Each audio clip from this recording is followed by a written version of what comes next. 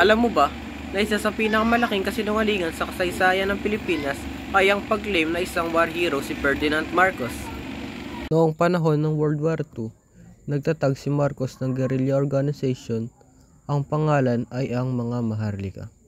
Ayon kay Marcos, ang mga Maharlika daw ay nagsunog ng 3 Japanese war vessels at sabi rin ni Marcos, sa kanyang pakikipagbakbakan daw sa mga Hapon ay nakapagtamo siya ng sugat sa kanyang kanang binti. Itong kwento na ang mga Maharlika ay ginamit ni Marcos para magdemanda ng medalya mula sa Amerika. Bukod dito, humingi pa si Marcos ng pera na 600,000 pesos, napakalaking halaga noon para daw sa mga gamit niya na nasira noong gera. Siyempre ang Amerika ay nag-imbestiga. At ano ang kanila nakita? Halika't pakinggan natin ang sinabi ni Ricardo Jose, isang military historian na in-interview sa Bandila.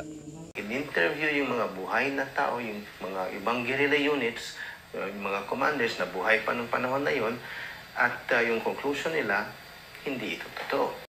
Hinindihan si Marcos ng Amerika, ngunit si Marcos ay 7 beses na umapila, pero ang Amerika humindi pa rin.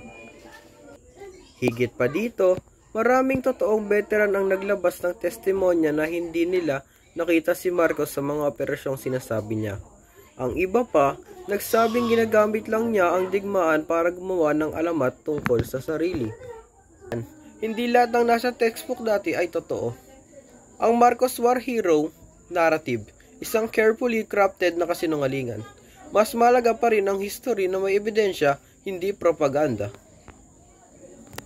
And I'm done, sir. Thank you. Mwah.